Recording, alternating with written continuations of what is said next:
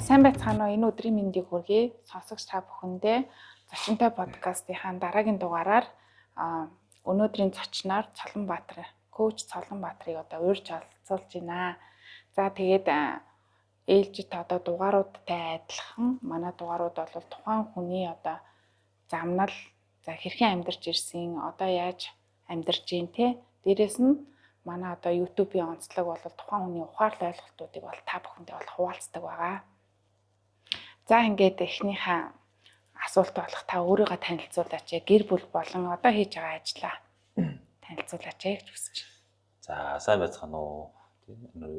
Бүгд энэ өдрийн мэндийг хүргэе. За Сарадаа ч гэсэн сайхан өөрийн хийдэг подкаст нэвтрүүлэгтээ олцож намайг ирүүлж намайг танилцуулж чадах их баярлж байна. За намайг Цолонбаатар гэдэг одоо 40-наас хүрч байна. Эхнэр 5 хүүхдийн амд амьдардаг.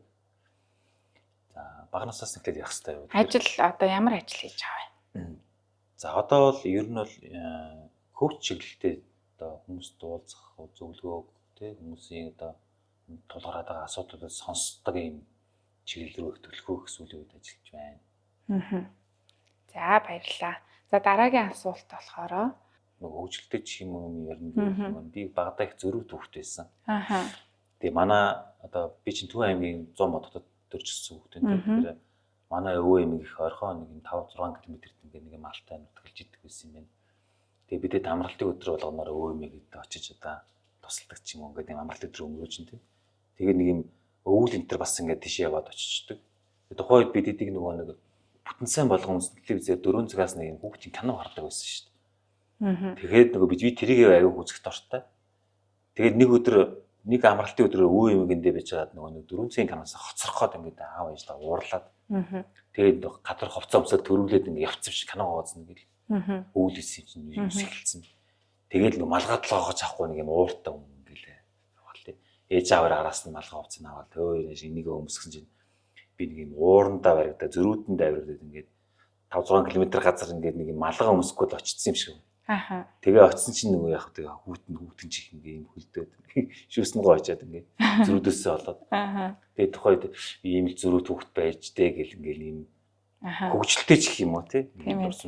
Яг чамаг яриаг ууцай тэр орж ирж байна. Зөв. Тийм. За, ста өөр одоо юу гэх юм бэ те өөрөөсөө болж өөрийгөө заваасан тийм дурсамж би олжээ тий. За, ойлголоо. Тэгэхээр одоо ингээ аав ээжээс нь ингээд өвлөгдсөн энэ зан характер маань одоо ч гэсэн бас харагдаж байна гэсэн шүү дээ тий. Тэгээ яг энэ зан характер одоо үргэлжлэх нь одоо чиний амьдралд хэрхэн сайнаар нөлөөлж байна? Бас сөргөөр нөлөөлөх тохиолдол гарч байна уу?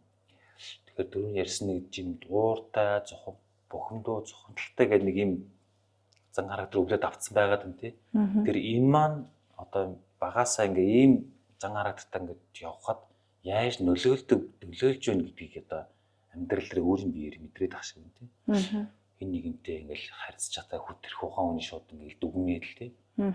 Өөрөө таагуус төглөөр дүгнсэн бол тэнийг ингээ биетэй одоо хадгалах ч гэдэг юм тий.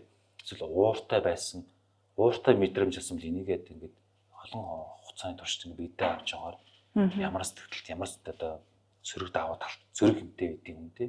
Уурыг одоо удаан хадгалж явснараа жишээлбэл хүн сайнаар нөлөөлөх тодорхой байгаа юм тий. Энэ одоо оюун ухааныг бохирдуулна гэдэг чинь үү. Эсвэл их олон хэмжээний уурыг авч байгаагаар хүний биед ямар хэрэгтэн яаж нөлөөлдөг ч юм уу гэл одоо сүүлийн ярьж байгаа энэ эрэг тий. Далд хумсар гэдэг юмнуудыг судлаад хэрэг илүүсээ ойлгомжтой болд юм байна ер нь бол. Тэгэхээр аав ээжээсээ одоо өвлөж авсан тэр сүрэг одоо тэр зан характерыг одоо засаж илүү их зөв тал руугаа гарыг гэсэн бодлыг бол одоо бол олоод авцсан тэг хэрэгжүүлээ явж байгаа гэж ойлгож болох уу? Тийм байна. Тэгэхээр зан характер хэсвэлд нэг дадал зуршил байгаад байна тийм. Одоо жишээ нь хүнтэй муудалцсан бол одоо юуин дээр одоо хадгалахтай тэр дорнод ингээл цайруулаад уучлсан бол уучлаад тийм баярлсан бол баярлал энэ юмыг л хурдан ингээл гаргаад ах ёстой юм байна. Удаан хугацаанд турш хүнийг хадгалж явснараа тий хэн охрох вэ гэхээр би өөрөө л охрох юм байна тий. Би өвдөх юм уу тий. Энэ характер одоо зүгээр байжсаа ирэхгүй мэн улмал хүн дарк болт юм энэ нэг юм олон мянган бодлоод боддог гэдэг юм онлог байдаг шүү дээ. Яг үнэтэй адилхан тий 50 мянган бодол боддог бол уур бохомдол энэ юмыг тээж явснараа энэ багасна уу ихсэн үгээс багасна гэж юусоо байдаг юм гэдэг ч юм тий. 50,000 бодол маань одоо хүний сэтгэлийн сөрөг одоо юм давтаад одоо 50 60 хэдж бол 90,000 100,000 ч болдог ч юм уу тий. Ийм 50-нд өлгөөхөн байсан юм тарих юм ингээд тэр олон бодлоцлоо олмол нэг юм тийшээ тоош савлсан байдаг юм байна ч юм. Энээсээ одоо шалтгаалаад хүн одоо амьдралдаа ямар алдаа гаргадаг ч юм. Гэдэг ч юм. Ийм юмнуудыг аягүй сайн ойлгосон юм байна гэж одоо бодоод байдаг шүү дээ. Өөр дөрөв ингээл харж байгаа. Аа за ойлголоо. Ер нь өнгөрсөнд яг тийм харамсаж явдаг одоо өөрөөс шалтгааллах тэр үйлдэл гэж байдгүй. Одоо ер нь тэрэнд хэрхэн ханддаг вэ? Одоо хүмүүс чинь нөгөө нэг яа би яах гэж тэгвэ гэдэг ч юм уу. Тиймэрхүү зүйлүүд бас зарим хүмүүс байдаг шүү дээ. Тийм зүйл байдаггүй. Ер нь өмнө бол ер нь байсан юм билээ. Дандаа л одоо жишээлбэл мэржих сонголтод ирж байгаа. Би ч одоо газар нутгийн инженерийн мэргэжилтэй хүнтэй тэгэл яг тухайн үедээ сургуульд төгсөөд ингээд ажил хийх гэхээр одоо яг ажлын байрнаа олдохгүй ч юм уу. Эсвэл нэг юм яг тухайн ажлын байрны надад тохироогүй ч юм шиг санагдал. Тэгэл одоо чинь яах гэж би энэ сургуульд сурав та тий. Ийм сургууль сурах байсан шүү дээ. Би ч нэг эмч болно хаяа бодоод би эмч болсон бол одоо жишээлбэл эмчигээл ингээл гоё хүнийг ангаал идэл явах байсан байна тий. Ингээд нэг өнгөрсөн цагийн дурсамж хүн харамсаад ирэхлээр бас энэ тавгал болдгийг нэг хэлтэй. Ахаад нөгөө бие рүү орчиж штэ тавгүй мэдрэмж. Тийм тэгэхээр цаашаа яах вэ гэдэг нөгөө нэг юм харах өнцөг хараагаа сайн харж чаддгүй ч юм тий. Тийм ээ. Одоо бол ер нь тэр өнгөрсөн цагийн дурсамжнууд дээр төвлөрөхөө байсан байгаа тийм. Энэ хэрэггүй гэдгийг мэдсэн учраас энийг яаж чөлөөлдөг, энийг яаж сарнууд гэдэг ч юм. Энэ арга техникүүд одоо бистгал төвлөрч даалхалтч гэдэг энийг сайн харж үзснээрээ илүү их одоо биеийг чөлөөлж जैन тийм. Илүү их одоо яг өнөөдрийн байгаа цагтаа төвлөрч байна гэдэг ч юм. Иймэрхүү задал зуршлыг хэрэгжүүлсэн байна өөр дээрээ. За дараагийн асуулт гэх юм бол ер нь хүмүүс зовлон тохиолдчихлоо штэ. Яг одоо хэцүү байна. Хин нэгнийгээ алддаг ч юм уу. Эсвэл ингээд сая харамсал ярьлаа. Буруу зүйл хийдэг ч юм уу. Эсвэл өвчин тусдаг ч юм уу. Энэ зовлонд ер нь хэрхэн хандах хэрэгтэй гэдэг юм бол.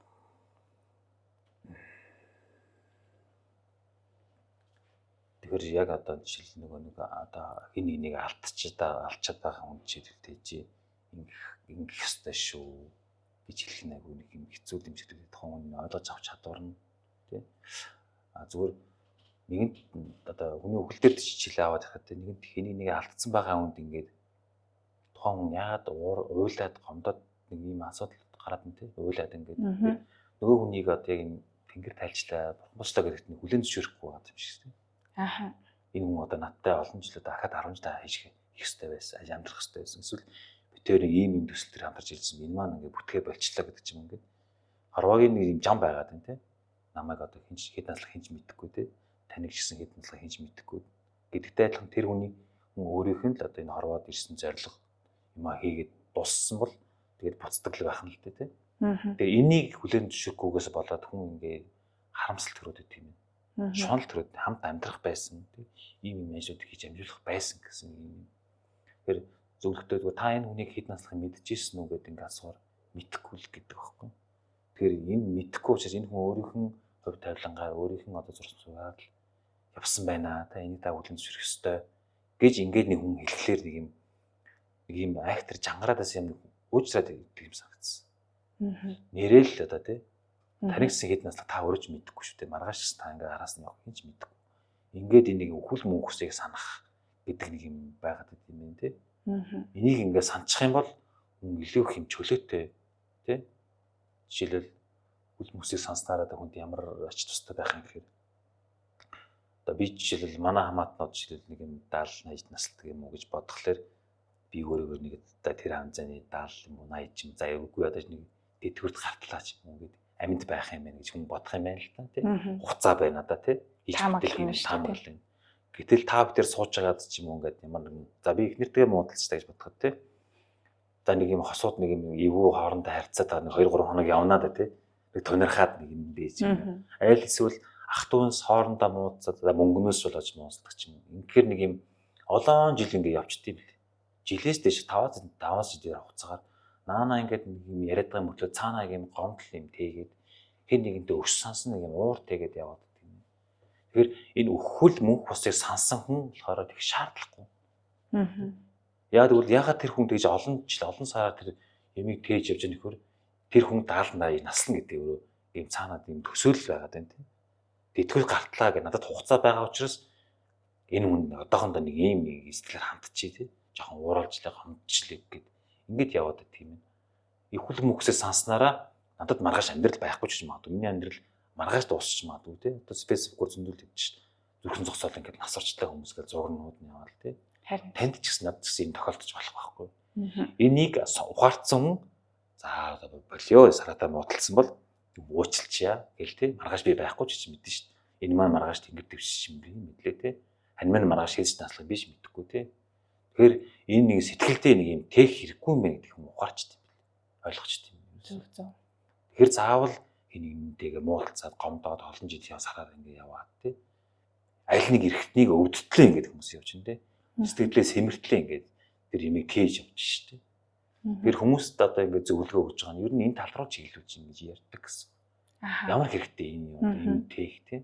Үйлчлэлтэй ингээд дууцлаа дандаа өөр ингээд 8 наснаас 5 наснаас өмнөх ингээд орсончнууд ингээд про зураг ойлголтын улмаас ч юм уу эсвэл гэр бүлийнх нь хүмүүжлээс болоод нэг юм шархалцсан явж идэг яагаад гэвэл мэдлээ. Зөв. Тийм. Тэгэхээр зовлон бэрхшээлийг одоо ингээ хүлээн зөвшөөрөө те нэгд болцсон юм байна тий. Гэхдээ тэрийг ингээ байнга санаад үргэлжлүүлээд бодоод өөрийгөө зовоогоод шаналгаад байж болохгүй нэ гэж ерөнхийдөө зөвлөх нь тий. Төрөл бүрийн л зовлон бэрхшээл байж болно шүү дээ хүнд тий. Тэгэхээр хүн ингээд зовлон асуудал ямар нэгэн зүйлийг ингээд тестнэрээ ямар эдийн харин техгүй байснараа одоо хүн ямар ялгаатай юм. Хүн тэгээд тайван байх нь ямар ашигтай юм тий.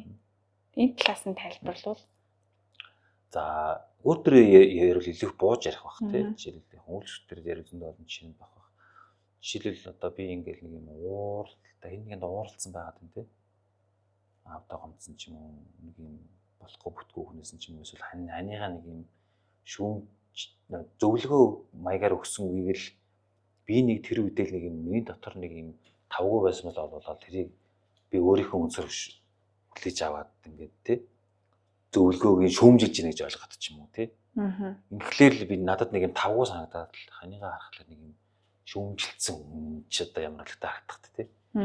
Ингээл юм инхээр бидэдийн гэр бүлийн харилцаа битэрийн хоорондын харилцаа хүүхдүүдийн хүмүүжилж өгдөг ч юм уу. Ингээл үе нөгөө нэг хүн чинь үдэнд хардахлаар дурсамж нь нөгөө би дээр нь алц учраас үе хаанаа ч нийлрээл нэг хоолоо молон дээр зурдаг ч юм. Ингээл өөрийнх нь бид энийг мэдрээд байна те. Тэр нэг юм дургу юм сэтгэлийн тавгүй төлөвүүд одоо сөрөг юм эргэх ч юм уу те.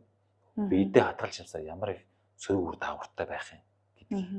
Тэр нь ингээд амьдралд илүү их сөрөг нөлөөллийг үзүүлж ийн гэдэг. Тэг нь одоо мэдрэмжийг өгч штэ тий. Миний бич тавгүй байна. Тэд нөгөө нэг ураа ундахтаа ч гэсэн ингээл бодоод унтна шүн нойр нүргүй сэрээд ч ингэ байдаг лсэн л да. Тэгэл нэг юм гэр ээж аав хоёр тавгүй харцтай байх юм бол хүүхдүүд мэдээж ямар байх вэ? Хүүхдүүд нүдэн дээр ингэ энийгээ дааж гисэн цаанаа ингээл хүүхдүүд дотроо юм хийгээд л идэг юм байна л те. Эсвэргээрээ дотроо юм байгаа юмыг ингээ гаргаж хөлөөснөөрөө битэрийн харьцаа ямар болох юм те. Илүүж хөлөөтөө нээлттэй. Битэрийн дунд нэг хана авахгүй болчих те. Хомдлогсон хаан, уур багсан хаан байхгүй. Ингээд нэг юм ээж аав хоёр ингээд юм халуун дулаа үгээр илүү аз жаргалтай.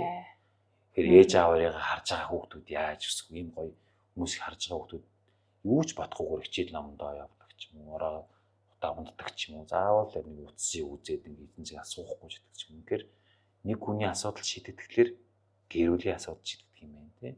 Гэр бүлийн асуудал шийдэхээр хамт ол найз нөхдөд байгуулгын шиг асуудал шийдэгдэх ч юм. Тэгэхээр маш их давуу тал үүсгэн тий тайван байснараа бие биен тий та байна тий үзэж байгаа хүн өөрийгөө асуудал шийдчих юм бол нийгэм аянда ингээд зэгцэрчих юм гэж юм. Тэгэхээр нөгөө анзаа харуулж байгаа хэлс нэг гоё үг бид юм байл шүү дээ.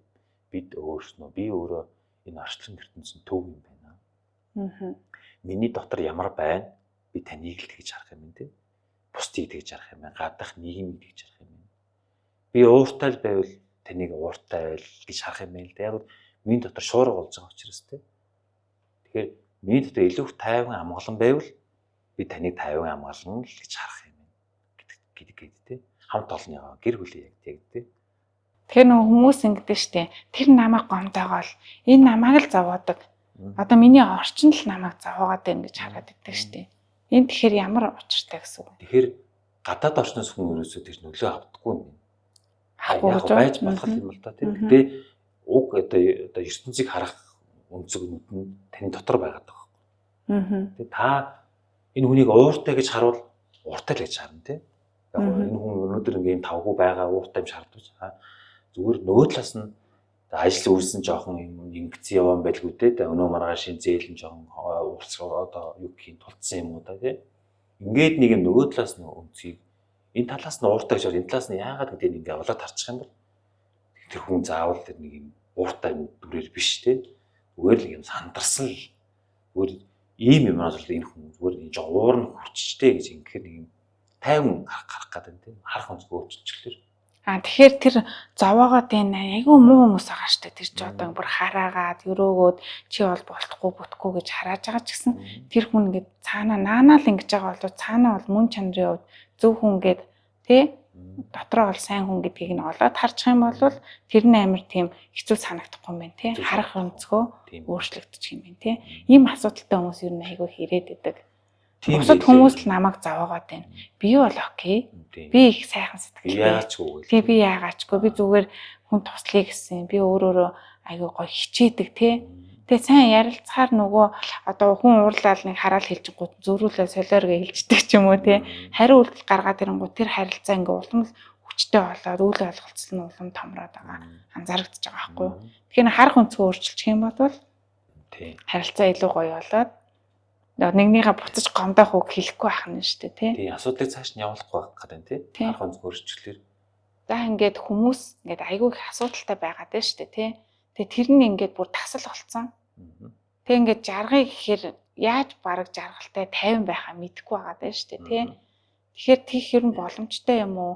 Ерөнхий амьдралын хэв маяг ямар байх юм бэ? Тэр нөгөө асуудлаасаа гарч чадахгүй нөгөө юм шавар одоо гутгалсан хүн байна гэж харах гэдэг шиг үнтэй. Энэс яаж гарах уу гэдэг ч юм уу тий. Энэ үед боломжтой л да хүн өөрөө хамгийн гол нь өөрөө хүсвэл. Хамгийн гол нь өөрөө хүсэх хэрэгтэй нэг тий. Хамгийн гол нь яг асуудлын мөн чанар нь юу, шалтгаан нь юу юм гэдгийг яг энэ өөр дээрээ татаж авчирсан нөхцөлд өөрийнхөө үннийг коучийн тусламжтайгаар тий толин тарж байгаа юм шиг коучтой ярилцахад замдаа л би чинь ийм ууртай юм байна. Дандаа хүний гомдоож явдаг юм байна тий. Эсвэл хинч намайг хайрладгүй гээл ингээл гоншгоноод исэн чинь та өөрөө хүн хайрлсан юм тий. Би хүн ер нь яг хэнийг хайрлсан. Хүн хайрлсан гэхээр яах юм? Ийм гутал хувц авч өгөөч юм үнтэй ганган утас авч өгөөч хүүхдүүдтэй ч юм уу тий. Их нэртэй нэг машаа авч өгөөч энийг хайрлаж байгаа юм бүр.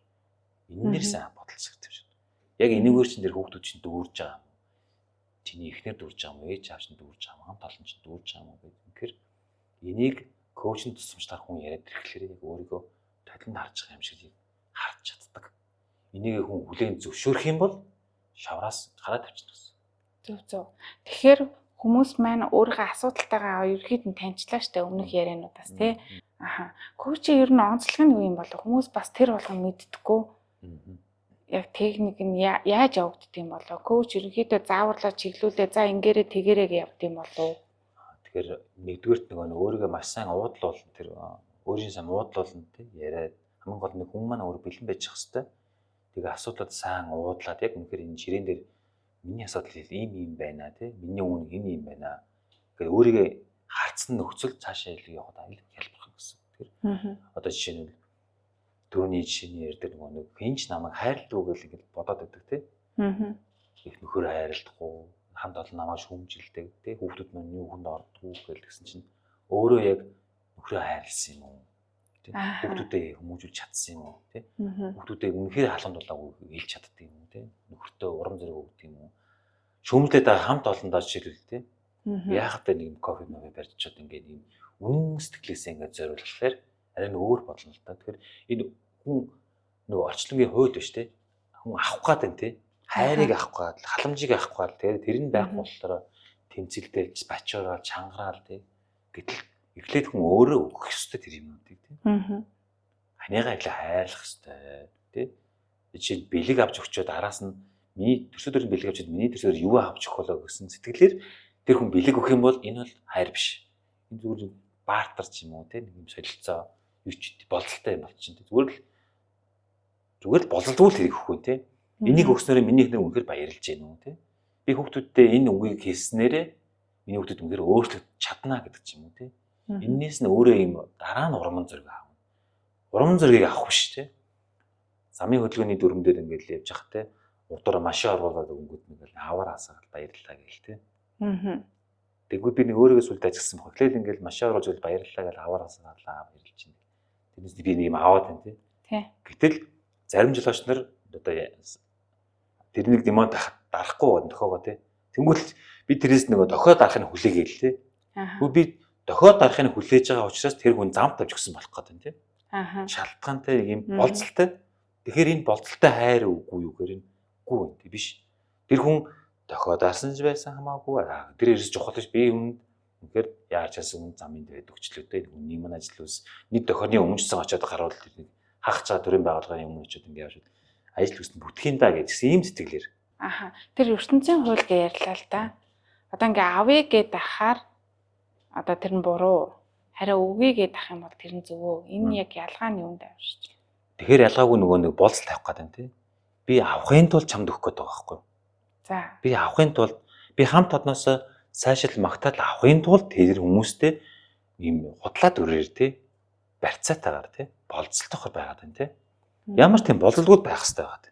Одоо ингэсэн штэ. Өөрөө авах гэж байгаа энерги бусдад өгөх юм бол авна гэсэн тий. Тэгэхээр би хүмүүсийг болцолтой хайрлах юм бол хүмүүс намайгаас болцолтой хайрлах гэдэг нь тий. Буцаагаад. Ингэж ойлгож болох уу? Тий. Тэгээд тэр болцол тавиад байгаа нь үнэхээр бол чамд ирэхгүй бол чи тэрэнд ингээд нэг юм сэтгэлээр унах гэж. Сэтгэлээр унах гэдэг байхгүй. Бас надад ашиггүй байх юм тий. Угаасаа л тавууд болох нь штэ тий. Хариу хүлээгээд биш. Хариу хүлээгээд байгаа. Тэн дээр нэг болцол тавиад байна тий. Тэгэхээр л нөгөө төр хүнийг харж байгаа үнлэмж энэ төр ингээд дотор ингээд өөртөгдөд энэ тий. Би энэ хүнд өшнөн одоо бэлэг сэлт өгсөн хүүхэд гаргаж өгсөн гэдэг юм бүтэн хүмүүсээс ярьд юм биш шүү. Яг мөн зөвлөлтөө. Гэхдээ хүүхэд гаргаж өгснөрөө энэ хүн намайг хайрлах ёстой гэсэн байдлаар ойлголцох гээд байна тий. Тэгэхээр өөр болох гээд байна тий. Тэгээ хайрлахгүй болонгууд нь өөрөө сэтгэлээр унах. Өөрөөсөө унаад гомдоо энэ намайг хайрладаг. Тэгэхээр эндээс ч ахаад нэг хүлээлт гэсэн юм гараад ирлээ л тий. Хүн ямар нэгэн зүйлийг ингэж бодож хүлээгээл тий тийх болов ингэх болов гэдэг нь ямар одоо сэтгэл зүйд нөлөөлдөг вэ? Хүлээнэ гэхээр тэндээс нэг юм эрхийг хүлээгээд байгаа биз. Мөн ялгаагүй нөгөө болцол тавьсан тэндээс нэг оноо зогдуулах гэдэг юм уу? Буцаад нөгөө хүнээс нэг юм авах гэдэг юм. Тэр хүлээлт нь үсгэж байна тий. Ямар ч тийм орон зайн хэл хязгаар цаг хугацааны хэл хязгаар байхгүйгээр зүгээр л энэ имийг л ингээл цацах хэрэгтэй биш. Тэр хүмүүс зүгээр л ундаалаг тий. Одоо нэг юм гол горих үед урсдаг бол дээрээс мал уугаал ингээл аман цанганд хадагдал хүнжс уугаал ингээд нэг гоё болдогтой адилхан чамаас тэр нэг юм хайр юм л ингээл цацарч явах хэрэгтэй биш. Хязгааргүй болцолгүйгээр. Тэр энерги цацарснараа тухайн хүнд өөрт нь сайхан мэдрэмж. Энэ бол тэгээд тийм энийг одоо үнэхээр тэр хүнийг хайрлаж байгаа гэсэн мэдрэмж төрөхлөөрөө буцаага та өөрөө дүүрэх гэдэг ах юмээс энэс юм авах тийм. Зорилго юм авах зорилготойгоор биш гэдэг юм тийм байна. Та өөрөө хүнийг хайрлаж ээж буцаад тэр хайр нь танаар өөр төр чинь ирдэг гэсэн нэг юм санаа байна тийм. Одоо жишээлбэл би чамд нэг 10 сая төгрөг өгье хэлсэн байтал өгөхгүй байгаад байвал чи тэрийг хүлээгээл ах нь шүү дээ тийм. Харин 10 сая төгрөг олъё гэдэг арга ухаан бодох завгүй. Тас сараагаас авчих юм чинь бэжлээ гээ тийм. Би одоо нэг хүмүүсээс яг асуухад яг гэж байгаа хгүй. Одоо надад туслах хэвээр аав ээж туслах хэвээр одоо хамаатан садан туслах хэвээр тийм учраас би хүлээж гинэ гэдэг байхгүй. Тэгээ нэг хүлээснээр нөгөө хүн чинь нөгөө юу ч хийхгүй ингээ байгаад байгаа байхгүй. Тэгээ тэр нь өөрт нь амар хэцүү. Тэгэхээр нэг хүлээлт чинь бас нэг ашиггүй болох нь шүү дээ. Өөрийнхөө амьдралыг бүтээж чадахгүй болно. Гацаанд оруулах гэдэг. Тэгээ нөгөө талаараас тэр ах トゥ хамаатсанаас юм хүлээгээд дээ нэхэр ингээ тийм харилцаанд төлөвлөхгүй тий. Заавал ер нь энэ шиндээ заавал тань туслах ёстой юу тэр хүмүүс гэл. Харин тий амлцсан байгаа байхгүй юу? Өгнөө гэ амлцсан. Гэхдээ тань туслах хамгүй. Харин тий тэр хүмүүс чинь өөрснөө амьдралтай юм хүмүүс байхгүй юу? Тэгэхээр нэг ах トゥ усын хооронд нэг юм аргаан байгаад нь яг тийм хүмүүсэлт юм. Мөнгө нөөс нэг сэтгэлээсгүй тий. Ийм асуудал тий. Маш олон асуудал үүсдэг. Зөв. За түрүүн ингээд ярьжсэн нөгөө өөрийнхөө одоо нөгөө өгөгдлөөр дамжуулаад одоогийн нэг зорилгоо бий болоод коуч болсон байж штэ тий. Тэгэхээр хүмүүс яг тэр нөгөө нэг яг өгөгдөлтөө таарсан зорилгоо хэрхэн олох боломжтой вэ? одоо буруу ажилдаа дургүй хүмүүс байдаг штеп. Би ажлаа үзээ ядчих юм гэх. Тийм хүмүүст хандаж юу гэж. Тэгэхээр нөгөө нэг одоо өөрийгөө сонсох энэ төр нэг юм яриад байдаг ч хүмүүстэй өөрийгөө ажиглах, яг энэ ажлыг хийгээд би яг эндээс юу авч байгаа юм гэдэг ч юм уу. Яг би эндээс дүүрч чадчихээн үү гэх тээ. Зөндөл олон нөгөө нэг хүмүүстэй уулзсан гэдэг. Айгуу гоё ажил хийдэг ингээд л өндөр цалинтай хүмүүс манай хүн тэрнээс ирээс юм авдаггүй юм байна гэдэг ч юм уу. Аж аргал байхгүй шүү дээ. Одоо нэг программист талаатай ингээд уулзж байгаа бол айгуу сайн цалинтай, айгуу сайн явдсан билээ. Гэтэ манай хүний өөрөх нэг үнсэн хүсэл нь багшлах. Бүр өөр болох тийм хүнд ингээд хүмүүстэй харилцаа, хүнд одоо чадахгүй мэд хүн зөвлөгөө өгч юм өгдөлтэй хүн байсан тийм. Тэгээд коучтой ярилцах хавцтай энийг хүн ойлгож эхэлт юм. Тэгээд нөгөө нэг хоёрдугаар хүнийг онцлох нэг зөвхөн коучийн мэдрэмжээс илүүтэйгээр бас нэг юм сүйт үеийн арга барил одоо спот шинжилгээ энэ төргээд ийм арга байдаг л та. Хүний давуу талуудыг бичүүлж байгаа хооронд нь хөтөлцүүлээд ч юм. Ийм аргуудыг ашиглаж иж бас хүний өөрийнхөө үндсэн зорилго, үндсэн өгөгдөл энэ юмдаг илүү сайн тодорхой боломжтой юм байна гэж харсан. Тэгэхээр коучтой уулзсан хүн бол өнгөрсөн дэх асуудлууд тэр бодоод байгаа асуудлуудаа гаргалгааг нь олж тэрийг тавьж явуулаад тэгээ одоо яг жинхэнэ хүсэж байгаа амьдралаа бүтээхтэн туслах нь юм тийм. Тэгээ нөгөө нэг ягаад хүн яг жинхэнэ хүсэж амьдралаа бүтээж чадахгүй ингээд асуулах гарах гэдэг нэг өнгөрсөн үеийг чадахгүй шүү дээ. Одоо өнгөрсөн үеийг гэх гэдэг тийм гарч чадахгүй. Бага насны нэг тавгууд дурсамжиндаа эргэлдээд идэв. Яг өнгөц одоо нөгөө аргын амьдрал дээр яг нэг ажиллаа хийгээд цалин аваад нэг амьдрал нь яваад байгаа мэт боловч хүний үг сэтгэлд нэг тийм асуудал тэрэндээ хүн ороочт юм бэл. Тэрнээс болоод жишээлбэл нэг юм яг ингээд маш гоё өөртөө ихтэйгээр ингээд презентацийн ч юм уу лектор хийгээд ингээд явал одоо карьер нэг өсөх гээд байгаа хүн байхад яагаад тэр нэг чөлөөтэй ярьж чадахгүй байгаа ингээд ийм шалтгааныг олохын тулд ялцгүй нэг юм өнгөрсөн л очих шаардлагатай болж байгаа юм. Тэгэхээр өөрөөрөө ажиллах боломжийг хааж байгаа тэр дурсамжууд бас цаад болоод байна тийм. Тэгэхээр нэг юм блог ч юм уу, гацаа ч юм уу, одоо драма тэрээс үз ярьдаг ч л шүү дээ. Энэ юмыг чөлөөлж иж хүн өдөв дараагийн төвшөнд очих гээд байна тийм. Нэг хоёр шат хаттай асам дахиад нэг 4 5 дугаар шат руу авах гэж байна. Ийм юм байлээ. Яг энэ ярианаас үндэслээд нэг юм айцтай хүмүүс байгаад байгаа байхгүй юу? Одоо дотроо нэг айгүй гоё одоо багш олно гэж саний өөрчлөлөгч тий. Тэг яг зориглоод багшаараа сураад ингээд юу ах гэхээр айгаад шүү дээ. Тий. Тэгэхээр тэр нь бас өнгөрсөндөх тэр асуудлууд бас нөлөөлж байгаа юм байна. Тэгэхээр та бүхэн маань нэг дотроосоо хийх гээд байгаа зүйлийг хийхгүй тэр айц байна гэдэг чинь таныг хаагаад байгаа зүйл байгаа учраас тэрийг нээж илрүүлээд өөрийгөө чөлөөлөх хэрэгтэй юм байна. Тийм. Тэгжээж урагшлах гэдэг нь тий. Тэр хүн зориггүй та бол биш юм байна шүү дээ. Би өөртөө итгэлгүй юм байна гэж бодоод байгаа шүү дээ тий. Ясам дээрээ тэр нэг дурсамжиндаа баригдчихсан. Тэгээд тэрэндээ заваад байгаа. Сэтгэлийн ямар нэг юм блок гацаа хаалт үүсчихэд тэр мэдрэмжлэл байна юм байл л дээ ер нь. Тэр өнгөрснөөс авсан тэр нэг юм дурсамжнууд чинь сөрөг мэдээлэл авах гэдэг тийм. Сөрөг мэдээлэл хүн биедээ тээцсэн байт юм аль нэг хэсэгтэй. Голцоол нэг юм олоомоо ч юм уу нэг юм авцаа ч юм уу нэг. Тэгэл яг юм гоё юм толгой дотроо мэдээд идэг. Тэгэл яг ингээд гоё ярих гэхээр холоо зуурчдаг ч юм уу. Тэгэл нэг мэрүү ам зуурдаг ч юм уу. Эсвэл нэг юм биеийн чангардаг ч юм. Яг л ийм мэдрэмжүүд яг тийм мэдрэмжээр илэрхийлэх тэгээ гарч ирд юм те дурсамжнууд нь ерөөсөн. Тэгээ ярилцах замдаа ягаад ийм мэдрэмжтэй байгаад байгааг ойлгохгүй. Тэгэл ингээд байна гэж ирэхлээр ялч үл өнгөрсөн өдөр очихлоор шалтгаануудыг нь илүү тодорхойлж гаргана. Тэр үед нэг юм манай ах их ч юм аав ингээд нэг юм ээж ч юм уу юм ярихлаар дугуй айч юм гэж загнаарч ингээд дартсан ч юм уу тэр л мэдрэмжнүүд тохойроо тэр нэг тийм сүртэй биш. Тэгтэл хүүхэд болохоор тэр нэг хүн дээр хүрээгээд авчдаг ч юм уу. Ингээл том болоод нэг юм ярих гэхээр нэг юм загнуулсан даруулсан мэдрэмжүүд нь яг биетэн байгаа тоглоом дээр би дуран нэр нь ч юм ингээд тавгуураад үр амнуулаагаал салганаад ч юм уу. Тэгэхээр нөгөө нэг карьер өсөх юм дээр яг идэвхтэй нөлөөлдөг юм байна л да. Гаднаа мэдтгүү уусан дотроо нэг юм айцтай ч юм уу тийм байна. Өөрийгөө илэрхийл яг ингээд хэлжүүл гоё болох гэдэг гэтэл нөгөө мэдрэмжэндээ дарагч чадаад тийм. Тэр мэдрэмжээсээ чөлөөлдөх юм бол яг өөрөөрөө байж чадна. Өөрөөрөө байна. Эсвэл одоо тэ илүү амжилт нэг хоёр шатах гэдэг юм уу ингээл юм.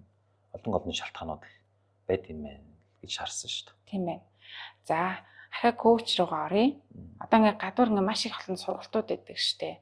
одоо ингээд саяны ярьж ин тий сүрэг дурсамж дотоод хүүхдийн ангаал өөрийгөө эмчлээд ингээ болчихно гэж 10 20 100 хүнд зэрэг ингээд зааварчлаад байна штэ.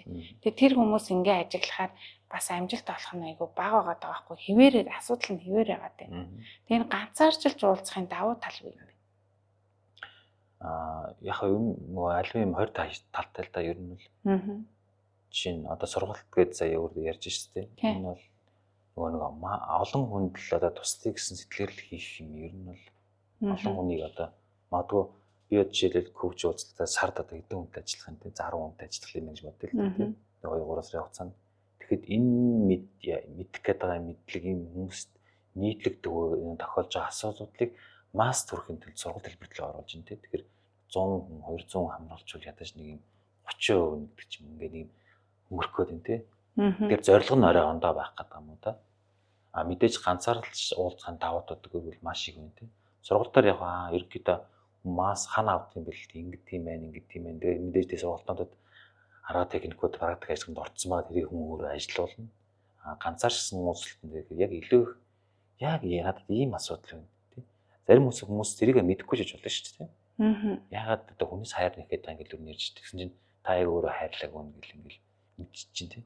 Энэ ганцаарчсан уулзалт дээр энэ юмнуудаа яг нарийн сэтгэлийн асуудал илүү их тодорч гарч ирнэ, илүү хүнийг ойлгоно гэсэн үг. Шүүлтүртэй байх гэдэг тий. Тийм байна. Яг нөгөө асуудлаа бол яг ингээл анги хамт олонд бөөнөрөө ярихад хэцүү. Яг ганцаарчлаа уулзахаар яг ингээд тулаад өөрийгөө бүрэн нэгэнгууд тэндээс чи нөгөө юмнууд нь гарч ирэх юм шүү дээ тий. Өөрөөсөө зугатаад байдаг үнэн гэж байд юм. Энэ үннийг хүн ботхоос ч бүр ингээд тест ингээд хав дарц сэтгэлийн хүнд одоо ингээд чандын чанд гэж ингээд хичнээн юмар ингээд цоожлсон. Би тэрийгэд гаргаж ирэхээр л тавгүй болох гэдэг учраас тэрийг хөндөж чадахгүй тий. Тэгэхээр коучтой уулзснараа яг коуч тэнийг тэр асуудлууд чинь илүү чиглүүлэн тэр сэтгэлийн олон төвчээ дараас байдаг бол блокодууд хэдэн шиг зүйл рүү нүүр тулах нь тий. Яг өөрийгөө л гарчих юм бол маш сайхан болох юм. Сайхан болно гэсэн үг. Стал өргөөс авсан юм шиг. Тийм. Тэгээ миний хувьд бас нэг уулзаад яхад яг энэ зүйлүүдийг мэдэрсэн л тий. Тэгээ би өөрөө бол зүгээргээ яваадсэн чинь надад бол асуудал байсан байгаа байхгүй юу? Үгүй би зүгээр тий би өстэй зоригтой тэмүүлэлтэй урагшаа явж ин гэж бодовч нэг амжилт олохгүй амьдралдаа ерөөсөө урагшаагаа гарахгүй ч юм уу тий. Тэнгууд тэр асуудлаа ингээд олоод харахаар коучтой уулзаад олоод харангууд өстой хэцүү. Тэгтээ тийг аюу гоё gaахгүй ганцаа нэг хүнд л ярьж байгаа болохоор бас олон хүн донд тэйгүү байдалд орвол бас эвгүй штэ тий. Тэгэхээр ганцаарч суулцсан давуу тал тийм байна. Яг уу энэ нөгөө сургалтуудаар болоод үндсэн мэдээлгүүдээ бол маш сайн авч ерөнхийдөө нэг зүй тогтолцоог нь ойлгоцсон учраас дараа нь ганцаарчлаа уулзахаар шууд ингэ гаргалгаанууд гарч ирж байсан. Тэгэхээр би бол маш одоо давуу талтай гэж үзээд байгаа байхгүй ганцаарч суул. Яг ам дээр нь хоолой дээр нь тулцсан. Гэхдээ би бүгдийг мэдээддэг. Яагаад би өөрийнхөө учрыг олохгүй байна гэхээр хүний толгойд дах бухлыг хараад өөрийнхөөгаа олж хардггүй гэдэг шиг коуч таны яг тэр өөрийгөө олж харах тэр нөхцөлийг бол бүрдүүлж чаддсан юм байна гэж би бодсон байхгүй. Тэгэхээр хүмүүс нэг яг үндсэн асуудлаасаа тойрол ингээд зутаагаад байдаг юм лээ. Хатнаас тэрнээс инээс хамт олноос ээж аваасаа гэсэн. Яа гэсэн дээр ачир тэр өөрөөслөө байхгүй. Танаас л байх тийм. Тэгээд гол нь тэр асуудалтай нүүр тулах хэмжээний л байх хэрэгтэй байх гэдэг тийм. Асуудлаа бишгээл ингээд дундуур нь зүсэл ингээд гарч чадвал асуудал биш ингээл та дараагийн шатанд гарах юм байна л да. Тэр энэ мэдрэмж энэ нэг юм зоргийг л тэнийг одоо коуч гэдэг хүн те гараас чинь хөтлөл хойлоо. За энийг хойлол ингээд энийг тасах хэрэгтэй байна. Энийг дээр л ажиллах хэрэгтэй байна гэж л ажиллах юм байна те. Тэгэхээр нэг удаагийн уулзсан дээр нэг юм болоо таалагдана. Дараагийн уулзсан дээр одоо коучтой уулзалтад явахад нь коуч танд зөвлөгөө даалгавар юмнуудыг хийж өгнө. Тэ үйлчлэгч маань тэрийг хийх хэрэгтэй. Жишээлбэл тэгээ нэг юм амьдралын нэг юм буруу дадал зорчлолтой байсан бол коучтой уулзснараа жишээлбэл нэг юм бид одоогийн байдлаар нэг юм 8 удаагийн уулзалт төлөвлөжтiin. Тэгээд энэ хооронд тоо хүний шин дадал зорчлолтой болоход сурах, чиглүүлэх тий. Зөв. Одоо боксжийн дасалжуулагчны жишээлбэл ингээл ингэж зөв тэгзөх одоо 2 дахь рааунд ингэх ёстой шүү гэд ингээд нэг юм тэр хүн бокс тоглох мөртлөсөл зөвлөд дэмжиж идэг чи тэнтэй адилхан коуч хүн таныг л тэр нь л дасгаж болно гэсэн. Зорилготойгоор. Тэгээ хүмүүс ч одоо ингээ асуудлаа ярьчул болох юм байна гэд бодоод найз нөхдөд бүх асуудлуудаа яриад идэг штэ тий. Тэгээ тэрэн дээр нөгөө шийдэл гарч ирэхгүй юм гэдэг. Тэр чинь ингэдэг байхгүй бол нөгөө найзлуудын яриа гэдэг нэг хүмүүс нэг кофе мафи гэж ярьдаг те. Яг асуудал яриад байгаа юм. Гэхдээ буцаагаад нөгөө найзууд нь сонсчоос нь буцаа шүүмлээд байдаг юм л. Чиний буруу гэл те. Тэгэхээр хүн чинь шүүмжүүлэх гэж тэнд чинь суугаагүй байхгүй. Энийг шийтгэхээ суугаад байна те. Яг тухайн үедээ ингээд найзуудын яриа болоод ингээд нэг юм яхаар хөнгөрсөн мэдрэмжтэй болооч гүн асуудал дээр очоогүй юм байт юм билээ. Яг бол тэр яг хүний нэг юм нандин юм асуудал нь те. Энийг хүн ярихад хэцүү. Найзуудаасаа хүртэл нуудаг тийм. Өөрөөсөө хүртэл нууд найзууд. Өөрөөсөө тэр досмжийг ботхоос хартлаа ашигладаг тий. Зөв. Тэгэхээр яалтчгүй нэг ийм нэг юм хүнтэй сэтгэл зүйчтэй ч юм, коучтэй ч юм уулзчиж энэ асуудал дээр л очих гээд байна тий. Найзуудтай хэлэх юм бол одоо цааш нь ховж болох чинь тий. Энэ нэгэндээ яриа авчин ээж авдаа хэдүүл айгуул ойлгохгүй тийм нэг мангар юм уу гэдэг хүмүүс шүүмжлээд идэв юм билээ шүү дээ. Тэгэхээр хин дээр очихгүй хүмүүс мэдэхгүй ингээл айгуух олон жил явдаг, гацаанд ордог тий. Яах юм гэдэггүй болцсон хүмүүс. Тэгэл зөндөл байдаг юм байна. Тэгэхээр нэг коучийн онцлог бол нөгөө шүүмжлэхгүйгээр таны яриаг сонсоод таныг эвгүй байдалд оруулахгүйгээр тэр дотоодод одоо тэр хадгалагдсан нууцыг гаргаж ирээд тэрийг одоо хэрхэн засах тал дээр чиглүүлж өгөх нь шүү дээ тий. Тэгэхээр түүхний ур чадвар ерөөсөө л таныг маш сайн сонсох. Тэгээд олон асуудлуудыг сайхан хооронд нь эренбэлж хагаад яг өнөөдөр аль нь танд хэрэгтэй, аль нь шийдэх ёстой вэ гэдгийг одоо мэдрэмжээрэж гэх юм уу те ингээд тэр асуулт руу таныг л чиглүүлнэ гэсэн утгатай. Та тэгээд коучтой ярилцах замдаа тэр асуудлуудын хариултуудыг өөрийнхөө ярьж байгаа ярианаас коучинг асуусан асуултнуудын хариултнуудаас та өөрөө нэгэ сонсно гэсэн. Өөрөөсөө сонсно. Тэрнээс танд одоо энэ асуудлыг ингэж шийдэх ёстой гэдээ ингэж чиглүүлэх юм бол заахгүй юм байна те. Багш ч юм уу нэг ментор болох гэдэг юм те. Арай жоо ялгаатай авах гэдэг юм те. Бас нэг юм бас санаанд орлоо. Бас хүмүүс одоо нэг хүмүүнээр амьдралаа заалахгүй мэн гэдгээр нь ойлгочлоо шүү дээ тий. Хүсгэл юм бол өстой манифест хийгээл бодох юм бол амьдрал нь бүтнээ. Та өөрийнхөө амьдралын эзэн гэд ярьж штэ тий. Тэгэхээр нөгөө ментор одоо чиглүүл одоо зөвлөх хүмүүс байгаа штэ амьдралын заагаад байна штэ. За ийш яв чи энэ сургуульд ор тэгээд ингээд сураараа гэж юм тий. Тэгэхээр амьдралаа заалахгүй гэсэн хүмүүс маань коучтой уулзах юм бол өөрөө өөрийнхөө амьдралыг шийдэх боломжийг олж харах нь тийм ээ. Яг тэгж нэг гэсэн үг тий. Өөрт байгаа давуу талаа мэдж авах нь өөрөө яг юу хүсэж байгаа гэдэг хүн өөрөө мэдэх байхгүй. Тэрнээс коуч хүн тэрийг ингээд зааж зөвлөдөг хүн ерөөсөө биш. Хүмүүс гадуур нэг буруу ойлголттой юм лээ. Би амьдралаа коучээр юу заалах юм алах юм гээл. Тэр коуч юм заахгүй тий. Таныг л танд давуу тал байгаа. Та өнөөдөр яг ном бичиж байгаа дуртай юм уу? Эсвэл программын ажил хийх дуртай юм уу? Та надтай энийг ярилцах хугацаанд л энийгээ өөрийнх нь мэдрэмжээр олж харж мэдэрнэ л гэсэн утгатай юм шиг. Тэгэхээр ямар ч мэрэгчлээ ямар ч ажил хийжсэн хүнд одоо чиглүүлэх нь бол коуч өгөх боломжтой юм байна тий. Өөрөөр нь тий өөрөөрөө л энэ одоо өөртөө байгаа өөрхийн хүслийг л өөрсөө олж авах чагнах гэх юм уу тий. Энэ боломжийг л коуч танд олгодог юм байна. Шахалтай. Тийм. Өстой дүүрлээ гэж хэлмээр санагдлаа. Бүрэн ойлгомжтой байлаа. За ингээд бид нар одоо яг би өөрөө бас коуч хүн болсон байгаа. Тэгээ энийг нэг бас эерэг болгоё гэж бодож байгаа. Тэгэхээр энэ нийгэм өөрөө тэр чигтээ юм эерэг болох нь ямар хэрэгтэй вэ? Энэ талаар бас өөрийнхөө сэтгэлдлийг хуваалцаач. Тэгэхээр энэ нийгэм эерэг болно гэсэн эхлээд хувь хүн нэг юм эерэг болчихвол тий. Нэг нэгээрээ тий. Тэгээ би нэг юм ууртай бухимдалтай байсан бол нэг юм төлгөөн тайван амгалан таач гэсэн нэг юм бухимдалтай өнгөрсөндөө уягддагсэн бол одоо цаг дээр төлөвлөрөөд ингээд бид хоёр нэг хоорондоо нэг юм гоё харилцаа үүсээд тий хүмүүс туслая гэдэл ингээд ярьдаг ш тойлоо тий энэ шиг адилхан хүн болгоо ингээд өөр өөр болоод ирэх юм ямар гоё нийгэм бүтэх үү хүмүүс тий бүгдээрээ ууртай бухимдалтай одоо ингээд зам дээр дид гэл ингээд сигналаар хавь хүй гэл ингээд тайван амгалан болж нэгээ хүлээстэй замынхаа урд руу оруулдаг ч юм тий. Ингээд зам дээр тайван яваад ирсэн хүн гэр шорондоо ямар байх юм? Ажлын хамт олон дээр тайван харцтай хүн гэртээ ороод ямар байх вэ? Хань нөхөр нь ямар байх юм?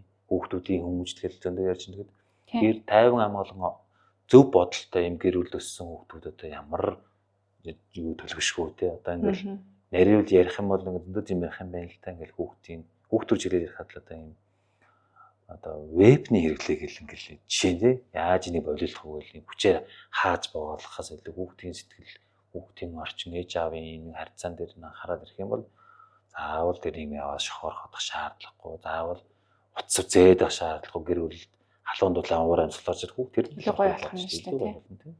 Их мэдчлэн ингээд маш олон юм л өөрчлөгдөх юм. Би өөрчлөгдснөөрөө та өөрчлөгдснөөрөө тийм энэ нэвтрүүлгийг үзэж байгаа хүмүүс өөрчлөгдснөөрөө л тийм байна. Ийм өөрчлөлтөнд орно гэсэн. За өнөөдрийн яг миний асуултууд өгөр дуусч байна. Тэгээд хийлж ярьж дуусаагүй ч юм уу ярих гэсэн асуултууд байх. Зүйлүүд ах юм бол бас чөлөөт цаг бүрдэж байгаа гэж байна. Тэгэл нөгөө ярих юм бол давтгал юм шиг л байна л да. Тэгэхээр нөгөө нэг асуудлуудыг дандаа л гадна талаас нь тийм нийгэм болохгүй байна. Энэ зам бөөлрөлтэй байна. Тийм манай их хань ижил ууртай байна. Ажлын хамт олон юм байна. Цалин хүнд юм байна. Монгол улсын юм байна гэл дандаа асуудлуудыг гаднаас нь бидэд ингээл хайгаад байдаг биш их. Асуудлыг бидний өөрсний сэтгэлийн гүндэл яг л танд өөртчин тийм бидэнд өөртчин л яг л байдаг хон та төлөө ингээд чөлөөлөө засаад ирэх юм бол нийгмийг арай өөрөөр харна. Хажуудаа байгаа найз нөхдөд хамт олноо ч юм уу ээж аав ах トゥ хамаад садангууд арай нэг өөр өнцгөөс өөр нүдээс ингээд юм харж эхэлдэг юм байна. Тэр энийг айгуу сайн анзаах хэрэгтэй байна. Бид нөгөө нэг дандаа бусдад буруугаа тохох биш. Өөр дээр нэг удаа ч гэсэн ингээд нэг юм анзаараад үзээсэй. Өөрийн сэтгэлийг жагнаад үзээсэй. Би магадгүй ингэж байгаа юм болов гэж нэг өөрийнхөө нэг юм анзаараад үзээсэй. Биш бодож байна. Зөв гайхалтай. Тэгээ ингэчих юм бол нийгэм маань гоё. Яг хүн нэг бүр тусдаа ингээд ухаарлаа аваад ингээд өөрөөсөө эхэлчих юм бол тэр чигтээ энэ улс нийгэм маань гоё бол дэлхийн нийтээр бас гоё болох боломжийг бас олох боломжтой гэж харж байсан. Тэгээд энэтэй бас санал нэг байна. За тэгээ өнөөдрийн яриа та бүхэн маань одоо авах гэхийн ухаанаар хандаад өөрт хэрэгтэй амьдралд хэрэгтэй зүйлүүдийг одоо хэрэгжүүлээсэй гэж хүсэж байна. Тэгээд бүгдээрээ гоё эерэг нийгмийг хамтдаа бүтээе гэж одоо уриалж байна. За анхаарал тавин сонсон та бүхэндээ баярлалаа. Баяртай. Баярлалаа.